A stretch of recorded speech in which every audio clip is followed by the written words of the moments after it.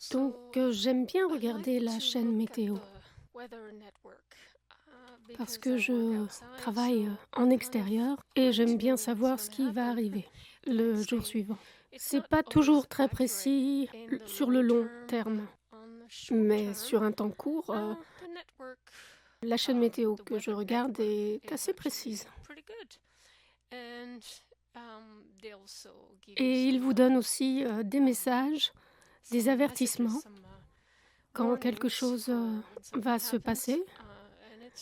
Et des fois, c'est assez drôle. Et par exemple, le 7 janvier de cette année 2024, nous avons une information d'un temps assez spécial. Et cela dit, temps hivernal potentiel cette semaine. Le 7 janvier, un temps hivernal, vraiment. Donc ça me fait plutôt rire. Mais bon. Et cela a été issu par l'environnement et le changement climatique du Canada. Je veux dire, le climat change régulièrement, à chaque saison, n'est-ce pas? De l'hiver au printemps, à l'été, le climat est différent. Donc, d'accord, tu peux t'appeler changement climatique du Canada, pas de problème. Donc, hier, le 16 janvier 2024, nous avons reçu à nouveau un communiqué sur un temps spécial. Donc le 16 janvier 2024, avertissement de chute de neige. Donc une tempête de neige est supposée arriver ce soir sur différentes régions, Vancouver, l'île de Vancouver et aussi la région de Seychelles et la côte ensoleillée de la Colombie-Britannique. Donc bien sûr, on va attendre la neige. Et donc hier, le 16, je travaillais dehors. C'était une belle journée, plutôt ensoleillée la plupart du temps. Et la température oscillait entre moins 1 degré Celsius et 2 degrés Celsius en positif. Donc c'est un bon moment pour le travail que je fais. Et à ce moment de l'année, c'est de la taille d'arbre. Donc j'ai eu un bon moment. Et comme à l'habitude, quand je travaille dehors, je regarde toujours ce qui se passe au-dessus, dans le ciel.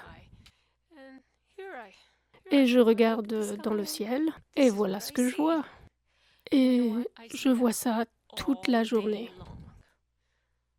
Toute la journée, ils nous ont vaporisés. Oui, je sais, la condensation, vous me direz. Donc l'explication pour ces traînées, on nous dit que c'est la condensation qui sort de l'avion. Quand ça arrive à une température d'à peu près moins 50 degrés Celsius, ou même encore plus froid. Donc l'eau ou la vapeur qui sort de l'avion se cristallise car il fait très froid. Et donc ça devient ces traînées. Et ma question c'est, en hiver, dans le ciel, il fait forcément moins 50 degrés Celsius, voire plus froid, n'est-ce pas? Alors pourquoi nous n'avons pas ces traînées tous les jours? Non, ce n'est pas tous les jours. Parfois, le ciel est bleu. Je vois les avions qui passent et il n'y a rien derrière. Et certains jours, nous avons ceci, toute la journée. Hier, c'était toute la journée. Donc, j'ai pris des photos. C'est dégoûtant. Ce n'est pas naturel, n'est-ce pas?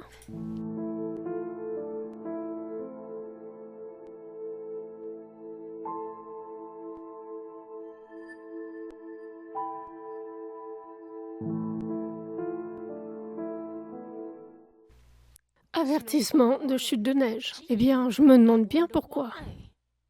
Je me demande bien pourquoi. Est-ce que ceci peut avoir un lien avec ceci? C'est une question tout à fait justifiée. Je ne sais pas ce qu'il y a à l'intérieur de ceci. Est-ce que c'est juste de l'eau? Est-ce qu'il y a plus? Ce que je sais, c'est que je creuse depuis un certain temps sur la modification météorologique. We talk about it, sing about it, and definitely complain about it. The weather.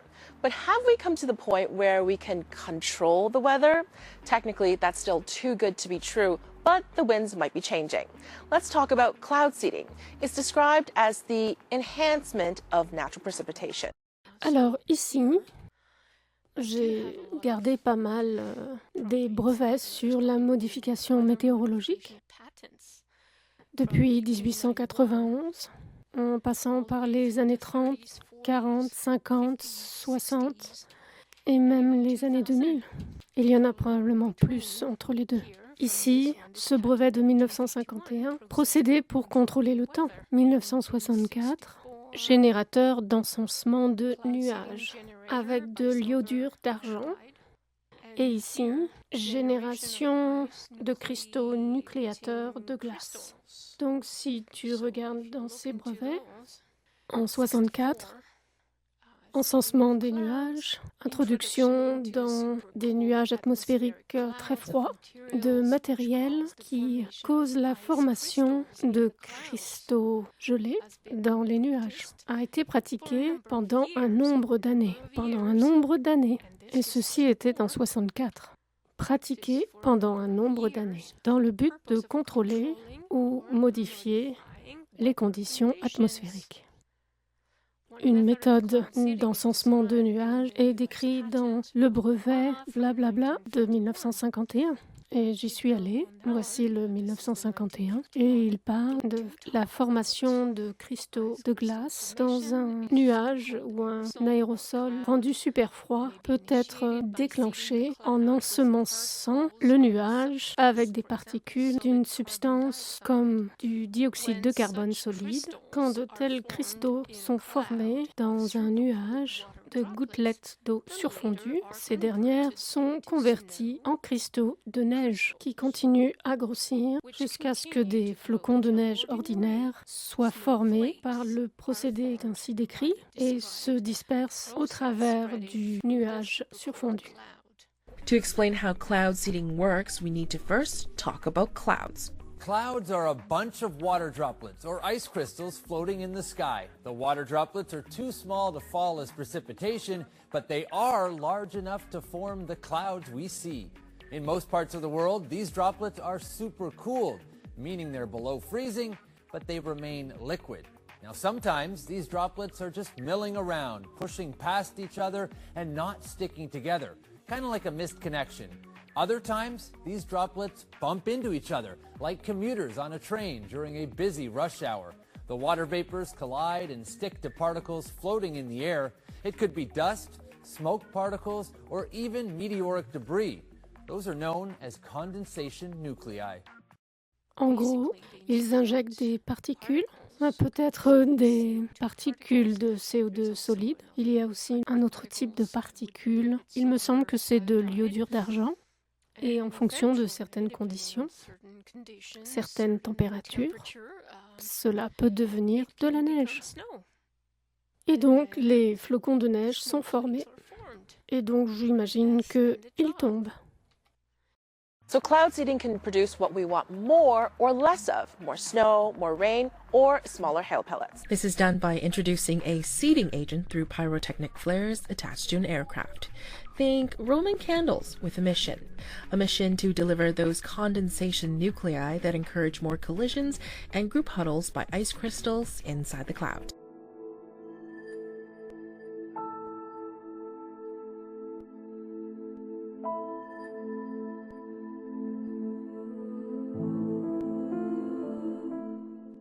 Common seeding agents used are dry ice, the solid form of carbon dioxide, silver iodide, or simple salts like sodium chloride. Seeding agents act as additional ice nuclei. In the case of silver iodide, its structure is very similar to ice, hexagonal, which is why experts think ice wants to bond to it. When silver iodide is used in a cloud, water droplets begin to give up water vapor and shrink. At the same time, the ice crystals already present in the cloud collect this moisture and grow. As ice crystals bang into other ice crystals, they become larger and heavier until they fall from the cloud. Le type de précipitation qui arrive au sol va dépendre des températures et des conditions qui existent en dessous des nuages. De ce fait, les températures chaudes seront propices à la formation de pluie, alors que les températures proches du point de gel de l'eau seront propices au maintien de l'état de cristaux de neige. Et de ce fait sera obtenue la chute de neige sur le sol. So why would we even want to do this? Who does it benefit? In the wintertime, increase in snowfall is a very significant value add to organizations like hydropower companies. Idaho Power Company, for example, is interested in having more snowfall during the winter because this produces more runoff in the springtime for hydroelectricity. Wineries, such as ones in Mendoza, Argentina, have also used cloud seeding to protect their vineyards from damage through hail suppression. And lastly, insurance companies like ones in Alberta fund cloud seeding projects in order to lessen damage claims they receive. Si ça vous intéresse, vous pouvez lire tout le papier. Celle-ci, le brevet de 570867, un brevet des États-Unis de 1951. Méthode pour la formation de cristaux et précipitations. Et de 1964, 3127107, génération de cristaux glaciaires. Donc il y a plusieurs brevets, le contrôle de la formation de cyclones tropicaux, méthode pour disperser les nuages et le brouillard atmosphérique, faiseur de pluie, appareil pour contrôler les tempêtes et les tornades, système intelligent pour les programmes de modification météorologique. Il y a tellement de brevets qui traitent de la modification du temps. But does it work? In 2008, Beijing claimed that they made it rain early with cloud seeding to ensure blue skies with the Olympic opening ceremony. In contrast, the American Meteorological Society released a statement in 2010 saying there's still uncertainty whether current cloud seeding techniques actually work to achieve the desired changes in precipitation. According to the World Meteorological Organization, 52 countries have a weather modification program, and many of them continue to boost funding for such operations, all in an effort to, perhaps one day, control the weather. Aujourd'hui, nous avons eu la neige. Aujourd'hui, nous avons eu ceci. Après avoir eu ceci hier, aujourd'hui, nous avons eu ceci. Et en fait, bien plus, car c'était ce matin. 16,5, 17 cm. Voilà, c'est ce matin. Il plaisantait pas quand il disait qu'il y aurait des chutes de neige. Super. J'adore. Ça ne devrait pas durer. Les températures vont remonter dans quelques jours et tout va fondre avec de la pluie. C'était la chaîne météo. Donc ça, c'était hier. On a eu moins 2 degrés Celsius le soir et avec un peu de nuages. C'était bien. Et bien sûr, l'avertissement des chutes de neige. Donc je me demande si ceci, d'hier, aurait pu amener cet avertissement de chute de neige. Ou bien ce qu'ils ont fait ici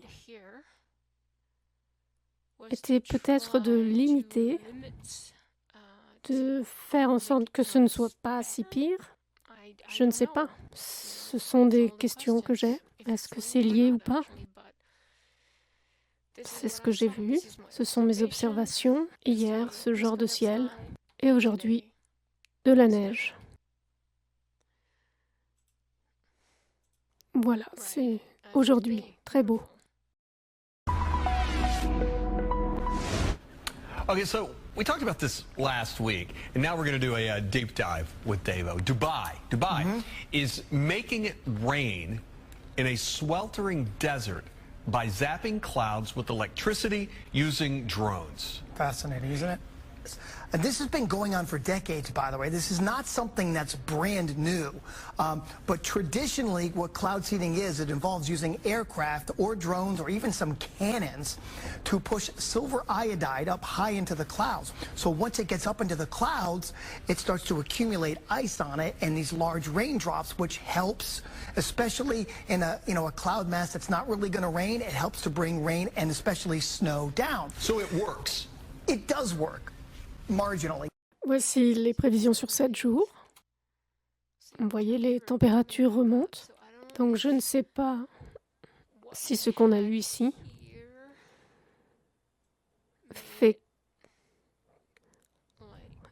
aide à la montée des températures et la fonte de la neige, ou peut-être avait-il besoin de neige dans les montagnes pour la saison de ski. Qui sait?